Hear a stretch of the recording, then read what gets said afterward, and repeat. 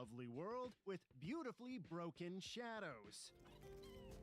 Like someone's flicking a light switch on and off. Distracting. You're telling me. I got so caught up in the jank that I barely registered the bug hucking stones at Tamarin's skull. So much for a peaceful mountain. Revitalized and marching around, we find what seems to be a birdhouse. And surprise, surprise, looks like we can deposit a number of our rescued bird buddies right into it.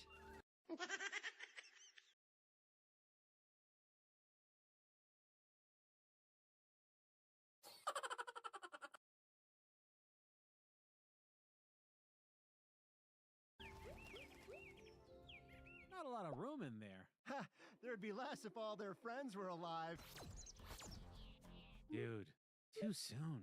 Seems like when we fill up one of these birdhouses, we get a firefly in return. Guess that's our incentive to save our winged companions. Right, and as we saw at the start of the game, we can use fireflies to get into new locations. So basically, collecting birds and fireflies means we can open up more of the game world.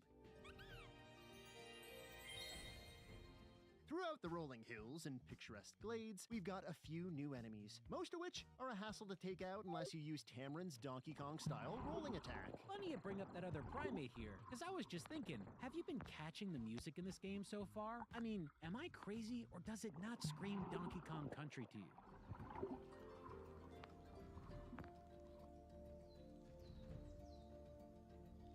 And it's actually really good, too. I guess the team's passion for old rare properties dips beyond the spacefaring Jet Force Gemini. Yeah, but as nice as the music is, and as pretty as this location looks, this game's not doing a great job helping us move along. We're feeling pretty lost. We keep finding phantom items we can't use and stumble into secret spaces that we aren't able to fully utilize yet. Sure, we find a firefly or two in the process, but this is all feeling more overwhelming than fun right now. Eventually, we find a mountain to climb, and as we get closer to the top, The Hog of War pops out.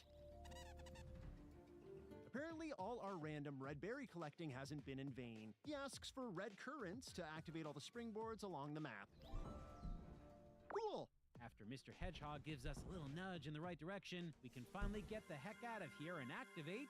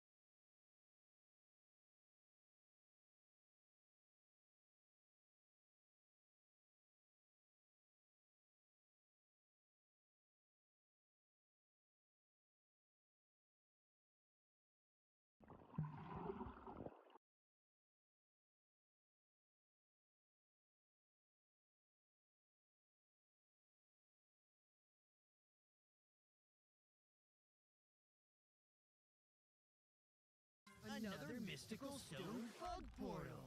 Again, small Tamarin, go forth! Through my butt? Check it out. A brand spanking new locale. It's all metally. If I had to guess, I'd say we might finally be in the evil insect's secret base. Looks like it. Our hedge pal warns us of the dangers looming further inside. Ants dance while birds are trapped in the rhythm of the cruelty. Looks like we got a regular Shel Silverstein type over here. He tells us that another Tamarin has been spotted on these grounds. One of Tamarin's family members. Once again, the baby-headed red panda monkey is armed to the teeth.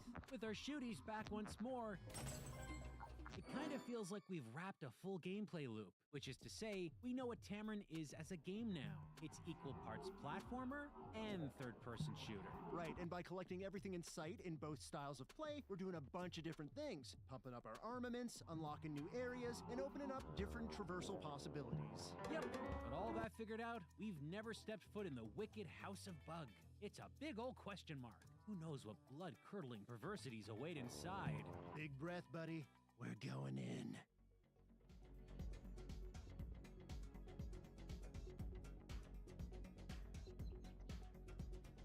Well, tear up my bingo card. Dancing? Really? And here I thought that hedgehog was getting all metaphorical on us before. Honestly, I can't say I'm disappointed. They seem to be having a great time, and they clearly have better rhythm than we do. I mean, worst case scenario, Tamarin's family's enslaved, nature's paved over, and the whole plan is forced to angry dance like Kevin Bacon in Footloose. We concede! Ah, dang it. Back into the fray, we once again wrestle with the worst aiming and locking systems we've ever had to use. Don't let the unwieldy crosshair fool you. We swear we've actually played a video game before. Tons of enemies to crudely shoot at here, and more bluebirds to save too. Did you see that? What a jerk! Yeah, it's really starting to feel like the odds are stacked against us in this factory. We're losing bluebirds, getting lost in areas with the same gray metal and concrete assets, and this aiming. Good heavens, this aiming! You know, lumbering Slippy Crosshair aside, I think I see a bigger part of the problem here. Pay attention to the camera while I'm directing the gun. You see what's happening here? The aiming reticle is locked to the center of the camera always, and the camera pivots weirdly because of that. Yeah, I think I get what you mean. We can show this off a little clearer by having Tamarin hop up some stairs over here. There. Do you see how the reticle actually dips below our character model as we're jumping? You see that? That's proof that this aiming is... Is what? I'm stuck. You're stuck? I'm stuck! On the stairs, I'm stuck. Tamarin's locked, glued in place. Huh. Well, on the bright side, this further highlights how the aiming reticle isn't tied to where Tamarin is aiming his gun. Just get me off the freaking steps! Ha. Don't worry, folks. We restarted the game, and Tamarin didn't lock up in that area again. Is what we would like to say, but we can't, because not only did the little turd get restuck, but he started violently convulsing. Guys, I just want to find my family. I think you can understand us when we tell you that this level really showcases the glaring flaws of the third-person action in this game, like when we get to encounter a supersized version of that awful group lock-on mechanic from earlier. Just look at this. It's such a mess. The enemies have free reign on your character, and you physically cannot aim at the individuals slaughtering you. If you try to lock on to one of your attackers, aim snaps right back onto the whole dang group, meaning your weapon is handcuffed to the least threatening enemies in the encounter. What a fan-freaking-tastic idea. Another great design? Having an in-game camera that can physically collide with and be halted by parts of the level. Not only does this mean moments of great discombobulation, but it also means you can't aim properly if the camera is physically near anything. You see this? We can't shoot this ant right in front of us. Why? Because we can't aim down. Why? Because the crosshair is tied to the center of the camera, and the camera is colliding with the ceiling when we try to aim down. Come on, people. We figured out better camera handling years ago. The more we journey, the more broken parts of this place seem to turn up. Do yourselves a favor. Don't poke around too much. Heaven forbid you fall off a platform and have to retrace your steps like we did, because this place feels like a hall of mirrors when you get turned around even once. What were we here for again? Oh, right. We heard another Tamarin was being held hostage somewhere. Can we just use the magic of editing to, fast forward through all this and... Oh, look, we successfully found a kidnapped Tamarin. Thank you.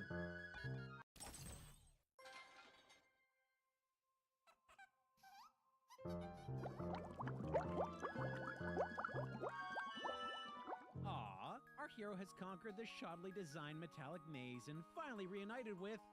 someone? I don't know, we don't really get names or exposition here. Just little monkey squeaks. Well, whatever. With an embrace like that, I got a feeling everything's gonna be all right. Yeah, everything's gonna be all right. Welcome home, Tamarin. Geez, you'd think someone would have put out the fires by now. Maybe you should go grab a fire blanket and get to work? No? Just, gonna smile near the ruptured shambles of your life? Cool. You do you. Is that asbestos back there? Actually, Tamarin, maybe step away from the smoke. We're given a hint from another helpful firefly as to where we should be journeying next. A cave system where a slew of fireflies awakens yet another mystical stone bug portal. Tamarin, what time is it? It's bum o'clock. Go through me, my dude. Looks like we've entered a new area. Huh. You know, I'm not sure we need to worry about the names of these areas anymore. This place isn't looking too different from some of the other outdoor locations we've already seen. I mean, everything still looks nice enough, but when it all blends together with other open-air spaces we've seen, that can be a problem. Conflating one zone with another isn't good in areas you need to replay, and we've already seen phantom objects that tell us we will be backtracking. Not the biggest problem with a proper map system. Oh, this game has a map system? Nope. No way to keep track of your surroundings. Great. Seems we've just got to take our time and explore and hope we remember the lay of the land ourselves. Oh, what's that over there? Looks like some kind of button. Huh. We activated some sort of timed sequence. It's showing us a wall nearby we can climb? Didn't realize the game had those. Well, yeah. When your climbable wall is a slightly different shade of gray like this, it doesn't immediately scream interactivity. Anyway, we better hurry. Got it. Oh, spawned a firefly. Somewhere? Was it on the ledge on the opposite side? Honestly, I can't tell. Don't see it. If you're gonna make us rush to an area to collect a thinger, make the thinger at the finish line be the all-important collectible. Adding extra steps to snag a firefly doesn't feel good. It's unnecessary gameplay padding. Of course, all these frustrations could be mitigated with a map featuring collectible locations. But the game doesn't have that, does it? We find another one of those timed event buttons again over here. Gotta do a bit of platforming to reach it. Which isn't so bad when you take your time to get to the button, but let me tell you, once you press this thing down, you get a better understanding of how frustrating Tamarin's movement can be. The clock ain't generous. You got 12 seconds to get to the goal. Gotta make it sippy quick. The speed our monkey moveset doesn't seem calibrated for. Looks like we need to give it another shot.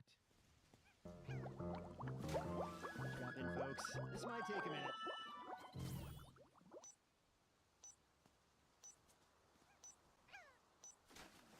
You know, it's funny. Tamarin's platforming moveset is clearly based on beloved 3D Collectathon titles. His moves are incredibly familiar if you've played Super Mario 64 or even a number of Rare's Nintendo 64 offerings. Right, and despite some of those releases being nearly 25 years this game's senior, Tamarin's platforming feels like it's just not landing as well as those. Movement feels less responsive, it's difficult to judge distances while in motion, impacts slippily force us forward way too much, and all the while, it feels like we're fighting a camera that is having problems helping us read the action. Now, these things on their own aren't the worst issues to have to deal with, but crammed together in one package, it means loose platforming on forgiving terrain and aggravation the moment you need to do anything precise.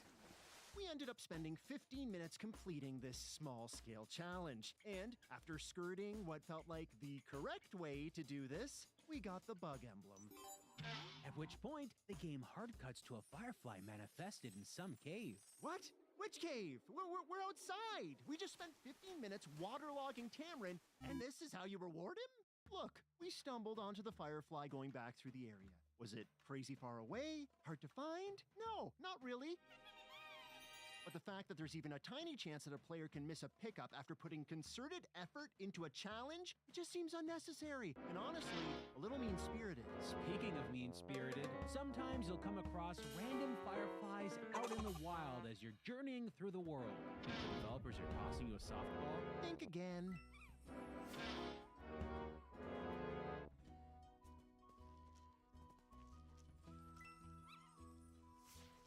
No idea what's happening here. We're performing the exact button sequence they taught us to catch these things at the beginning of the game. It worked fine several times before. Why isn't it working now? We're not messing around. We're forced to move back and forth over and over again. It seems like no matter how we lunge at this firefly, we just can't catch the thing.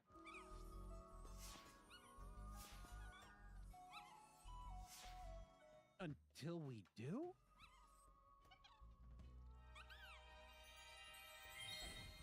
Did the game just take pity on us? Because it honestly doesn't feel like we tried anything different here. Do we come across more jank in this level? You betcha. Over here, the camera's collision problems send it sliding back behind a building, totally blocking our view. Here we find an enemy that we believe spawned inside of a wall. Not moving much. You okay, buddy? And here we get a set of bouncing panels that really seals our thoughts on the movement and camera problems in this game. It's misery, plain and simple. Oh, come on, man. You kidding me with this? Oh, look! Turns out we can take fall damage, too. Yep, gotta have that in our cutesy character platformer. But all the panel paint is worth it. We get to the top and, hey, a firefly!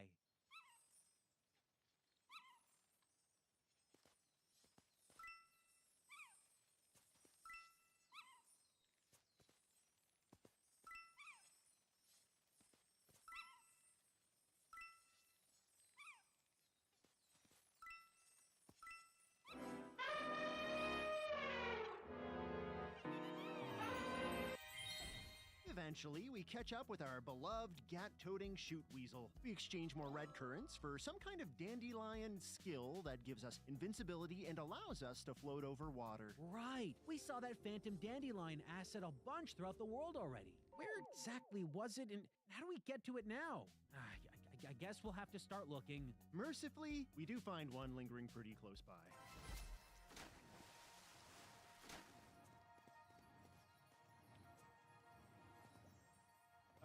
What? Where do we go now?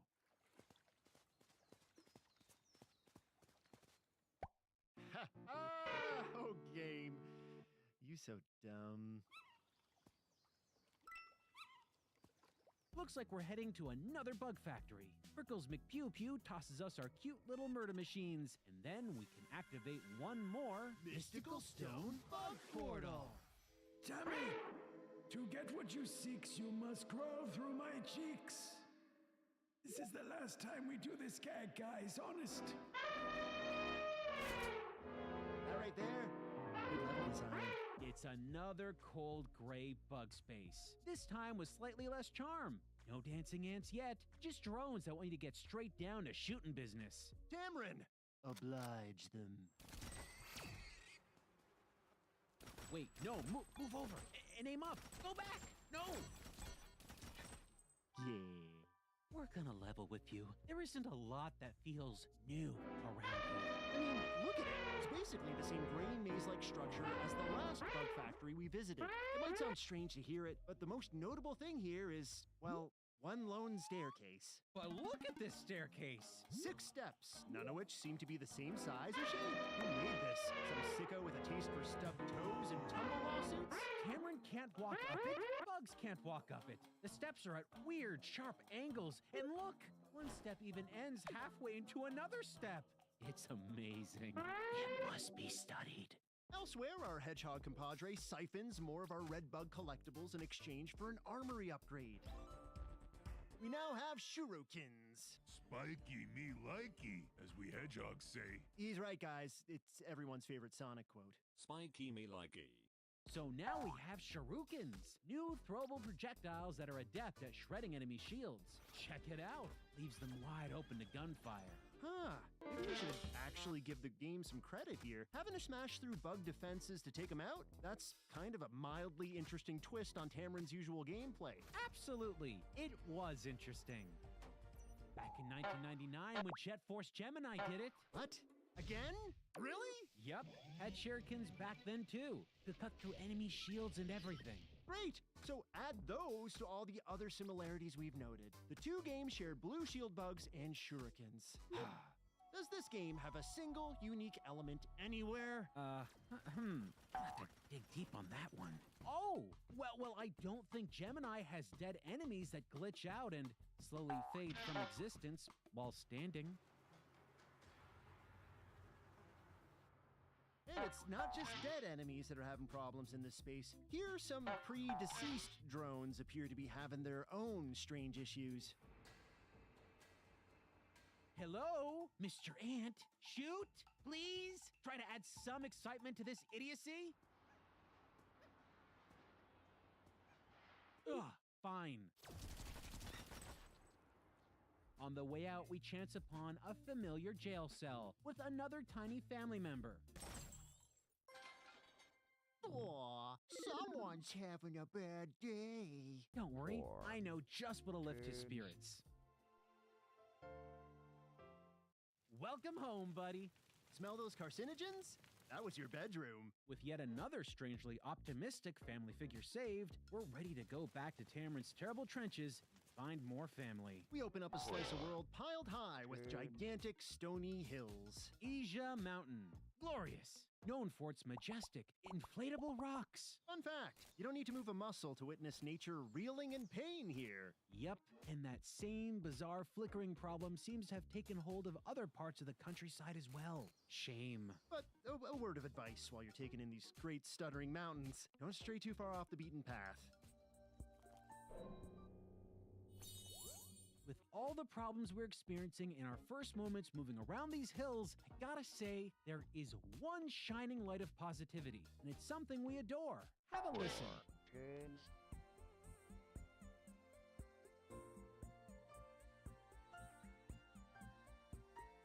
Wow, that music is something special. Really, it is. It's surprisingly impactful. A beautiful mix of piano and fading tones that sounds both melancholic and hopeful. Gives off a similar feeling to songs from the Diddy's Conquest soundtrack.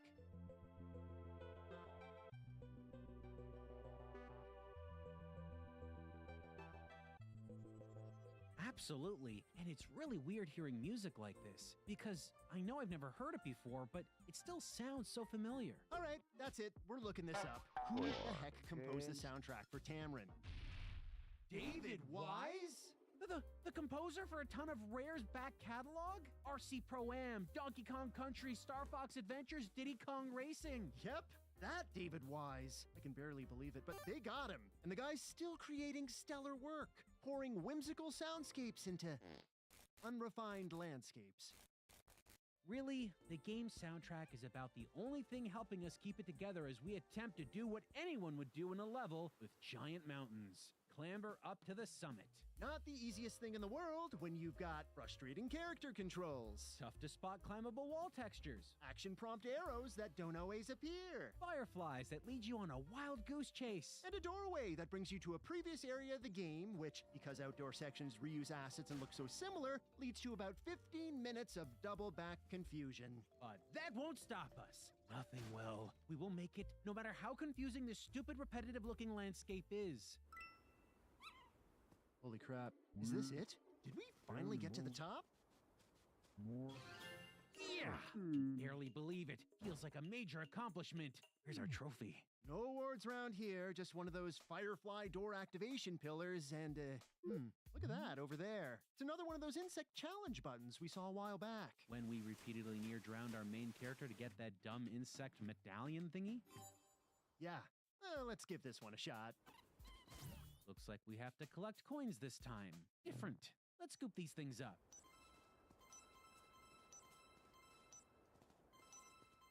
Almost done, and... Oh, look, more coins. Okay, fine. Just a couple more, and... Ooh, they're really milking this, huh? You're telling me.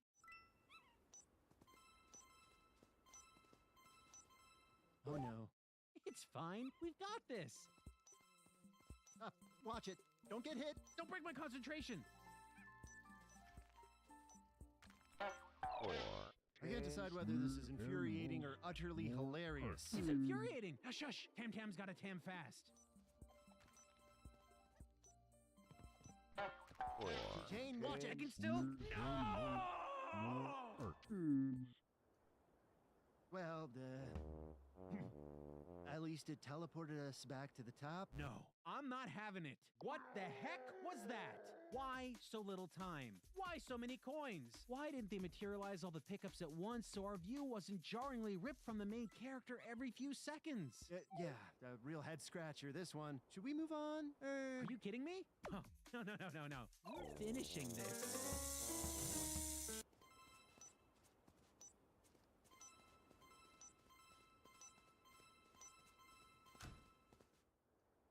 I don't know if you noticed, but we did worse. Just warming up.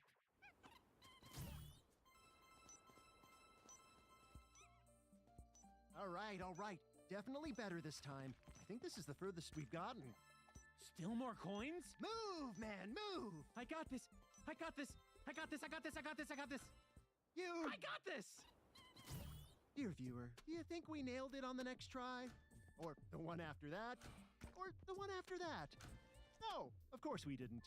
We had to wrestle with this harrowing coin gauntlet dozens of times, featuring seemingly unending spawns of tiny coin batches. And you know how it constantly pulls the camera away from the player to show the next bunch of coins? Well, sometimes that next bunch is not even in direct view. Meaning you just have to guess where you should be going next. It's made purposely obtuse. Having to retry this mission over and over again got us real frustrated with how our character picks up collectibles in this game. You see, in other 3D platformers, there's sometimes a larger hitbox or soft magnetism for pickups like coins. That is to say, items are pulled into a character from a moderate distance away. Take this, for example, from Super Mario 64. If we stop the footage, we have a great shot of two shadows, Mario's and the coins. Using these shaded circles, we can see that the coin is nowhere near Mario, and still, it's scooped up. Heck, even Rare themselves implemented easier to grab pickups in 3D platformers decades ago, like what you see here in Donkey Kong 64. This approach to item collection is a benefit to the player. It keeps the flow of action moving along. You were roughly in the area where the pickup was. You don't need to be hassled to turn back and try to collide with the item precisely. Now let's take these examples and compare them to what we get in Tamarin. Can you see how we're struggling a little bit more here? Plenty of times you're rushing to beat that clock and have to awkwardly spin around because the game's collection pull is way too unforgiving. May not seem like the worst issue off the clock, but in a timed coin gauntlet, it is agonizing. Oh, but don't worry. We held fast to our goal, and you know what? We pulled it off. Made it literally with no time to spare. And the reward for our effort, all that blood, sweat, and frustration, a single firefly. I think I just felt 5 years of my life withdraw from my being. Thanks, Tamarin. At least with that out of the way, we can finally unwind and get back to By the Wrap of Kong. What is that? Is it another one? All right, pack it up. Nope. Monkey getting the hell out of here. Not so easy, though, because in order to progress, we need to unlock that bug portal we saw at the top of Mount Headache. The big problem? We're short on fireflies. And Lord knows we ain't getting them round here. With limited options, it looks like we'll have to retread earlier sections of this game. That means finding more bluebirds, plopping them into tweet condos, and then getting additional glow bugs in return. Here's a birdie the enemies left just hanging in a cage. Poor little guy. We tried to shoot the cage down from the ceiling, but no, doesn't seem to work. Thrusting Cameron's dumb face into the thing didn't help either. But it did give us a fun moment where the cage magically twirled and popped back into position. Your shurikens can snip the rope and set the poor creature free. But turns out even when the tiny hostages aren't caged up, they can still be ungrabbable. Like this little guy, who got stuck up on a ceiling lamp after a firefight. Nope, no way to grab him at all now. Wonderful. No, Shane! Anyway, long story short, we spent a good amount of time scavenging as many birds and fireflies as we possibly could. And now we can finally open a way out of Coin Crime Everest.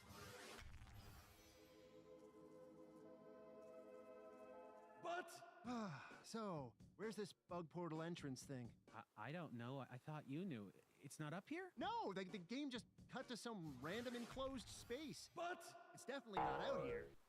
That's it. I've had it up to here with this dang game. I'm hurling this freaking red panda off this freaking mountain. No, Shane, stop. You don't understand. That's not right. No! He's not a red panda. He's a monkey. Ah! It ends now. Huh. No fall damage. Wasn't expecting that. Wasn't expecting the camera to glitch out either, but here we are. With that out of our systems, we poke around the hills a little bit and eventually come across the elusive stone bug portal. And we were right. It was absolutely nowhere near the top of the mountain. Yep, far away from the activation pillar. That's the first place I'd look. Beyond the portal, our hedgehog confidant greets us in his usual reserved manner. Explosions! Explosions! Don't you like it? Seems like he's ready to hand over another helpful kill tool.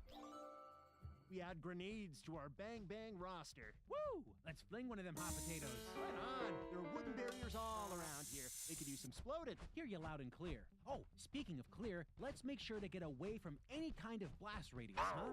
Smart. I'll zip behind this super thick rock wall. Good thinking. So that thick rock wall over there, Yep, one we hid behind, yep, the one that clearly should have protected us from the explosive damage, yep, blocked absolutely nothing? yep.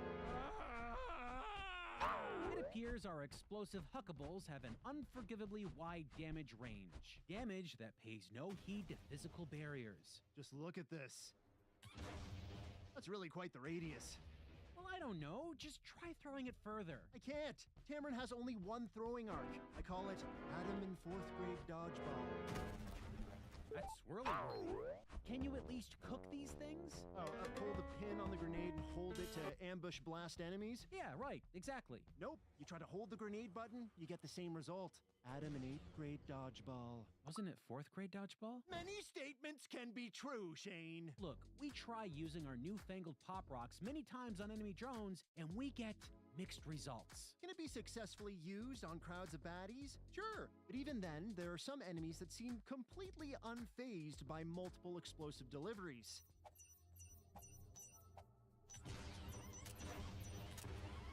What is this beetle made out of? Honestly, the grenades feel like more trouble to use than they're worth.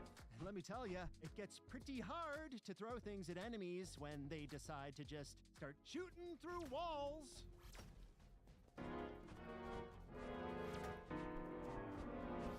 How do you compete with that? With stronger munitions? Luckily, our herdy hedgehog pal has one more weapon for us. A rocket launcher! Which, despite having a similar very large explosion, doesn't seem to have the same blast radius as our stupid grenades. And to be clear, that's not a complaint, that's a win. While we're still on the topic of things going boom, here we hit the mother load of bluebird prisoners. Look at them, all happily tweeting, waving, and hopping around on highly explosive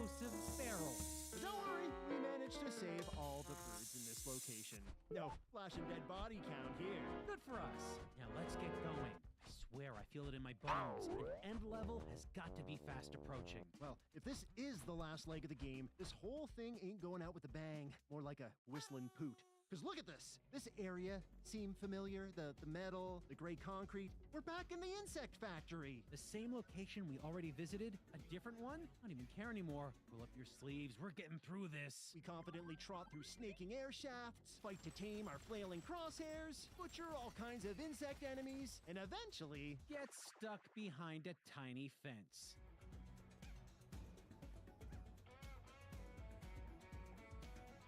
At this point, this is just embarrassing. we restart the game.